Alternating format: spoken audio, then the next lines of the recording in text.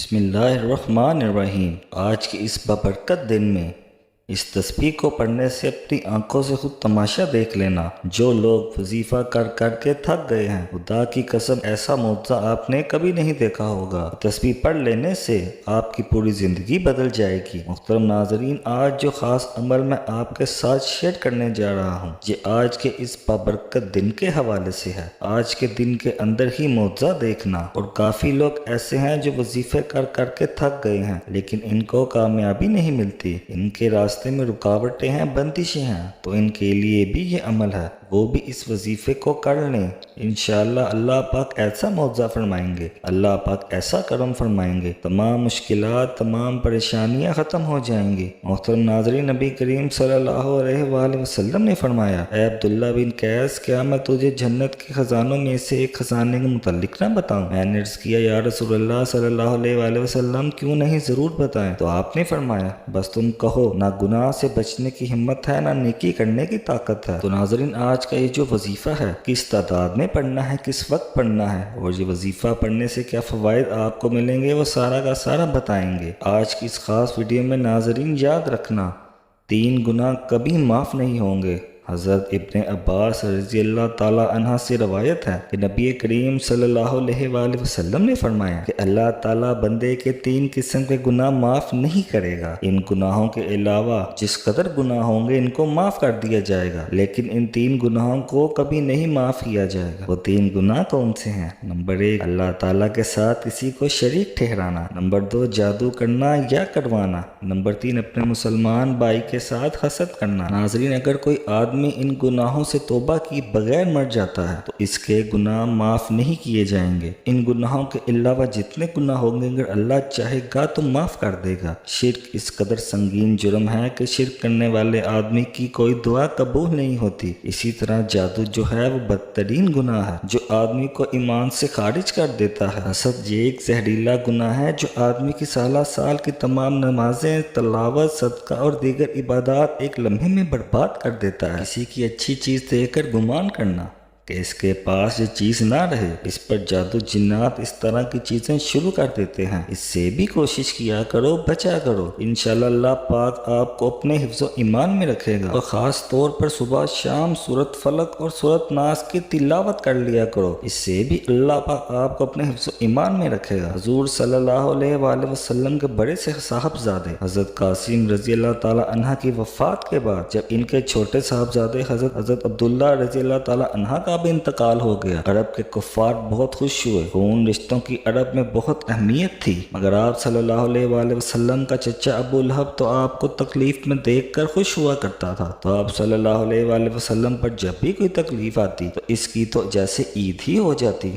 صبح ہوئی تو وہ دورہ دورہ گیا اور گھر گھر یہ خبر پہنچانے لگا کہ آج رات محمد کی جڑ کٹ گئی ہے، وہ بے نسل ہو گیا ہے۔ اس کے بعد مکہ کے ایک سردار عاص بن وائل نے آپ صلی اللہ علیہ وآلہ وسلم کے لیے ابتر کا خاص لفظ استعمال کیا۔ جب بھی کو آپ صلی اللہ علیہ وآلہ وسلم کا ذکر کرتا تو وہ فوراً منہ بنا کر کہتا، ان کی کیا بات کرتے ہو، وہ تو ابتر جڑ کٹے آدمی ہیں۔ اس نے اس ابتر والی بات کو خوب پھیلایا۔ یہ بات دو دھاری تلوار کی طرح تھی۔ اس سے ان کا ایک مقصد تو یہ تھا کہ آپ صلی اللہ علیہ وآلہ وسلم کو اپنے صاحبزادوں کے انتقام کا غم ستاتا رہے۔ دوسرا مقصد یہ تھا کہ لوگوں کے ذہنوں میں یہ بات بٹھا دی جائے، جس کی جڑیں کٹ گئی ہوں اب وہ گرنے ہی والا ہے۔ وہ بندہ چند لوگوں سے یہ کہتا تھا کہ یہ بے نسل ہو گئے ہیں، ان کا نام لینے والا کوئی نہیں رہے گا، ان کی وفات کے بعد ان کا نام مٹ جائے گا۔ اس موقع پر اللہ نے لفظ ابتر کے مقابلے میں سورۃ کوثر کو نازل فرمایا۔ مختصر سے فکرے میں آپ صلی اللہ علیہ وآلہ وسلم کو وہ خوشخبری سنا دی گئی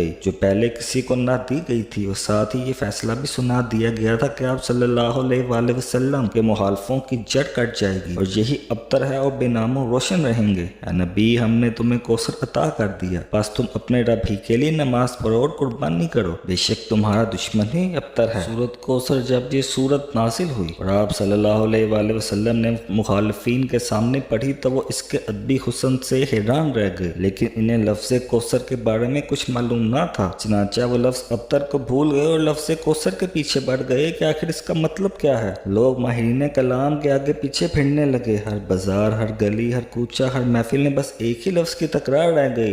लफ्ज अब्तर के मुकाबले में लफ्ज कौसर का सूती हुस्न बहुत ज्यादा है, ताकि लोगों ने आप सल्लल्लाहु अलैहि वसल्लम से और आप सल्लल्लाहु अलैहि वसल्लम के साथियों से भी रजू किया और लफ्ज कौसर का मतलब पूछा। इस तरह लफ्ज कौसर ने मुखालिफिन के प्रोपेगंडे के परखच्चे उड़ा दिए। नाजरीन, ये सूरह कौसर का शान नज़ूल आपके सामने पेश किया। आप चलते हैं वजीफे की जानिब। मुहतरम नाजरीन, जिन लोगों के ऊपर कर्ज है या जो लोग किसी भी वजह से माली तंगी का शिकार हैं, कर्ज है कि उतरने का नाम ही नहीं लेता, मसाइल बढ़ते ही जा रहे हैं। तो मैं खुद कर्ज में रहा हूँ, मुझे पता है कि इतनी बड़ी रुसवाई है, इतनी बड़ी तकलीफ होती है, लोगों की बातें सुननी पड़ती हैं। तो इस वजह से कर्ज से हमेशा पनाह मांगा करो। अल्लाह पाक से दुआ है कि अल्लाह पाक आप तमाम लोगों को कर्ज से महफूज रखे। तो नाजरीन, आज के बबरकत दिन में आपने सबसे पहले दुरूद पाक पढ़ना है। एक मरतबा सवाब के तौर पर मेरे साथ भी पढ़ लें। अल्लाहुम्मा सल्लि अला मुहम्मदिन व अला आलि मुहम्मदिन कमा सल्लैता अला इब्राहीम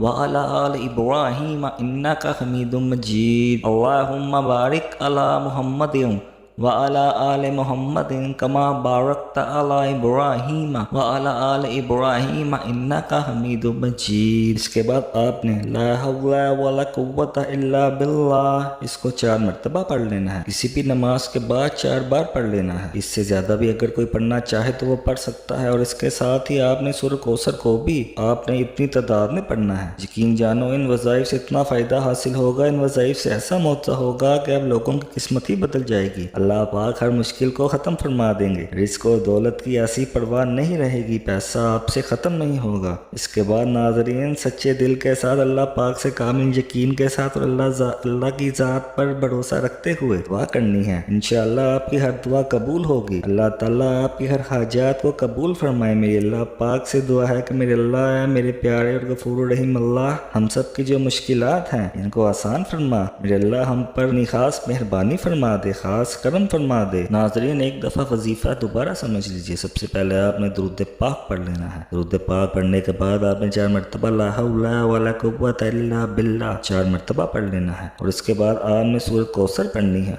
इसकी कोई तादाद मुकर्रर नहीं है। और इसके बाद अपने अल्लाह पाक के आगे गिड़गिड़ा कर दुआ मांगनी है। वह है कि अल्लाह ताला मेरा सुनाना और आपका सुनना अपनी बारगाह इलाही में कबूल व मंजूर फरमाए। आमीन सुम्मा आमीन। तमाम नाजरीन से गुजारिश है कि अल्लाह पाक के 99 नामों में से कोई एक नाम लिख कर कमेंट बॉक्स में ज़रूर टाइप करें। और अगर वीडियो पसंद आई हो, इस वीडियो को लाइक करें, हमारे चैनल को ज़रूर सब्सक्राइब करें।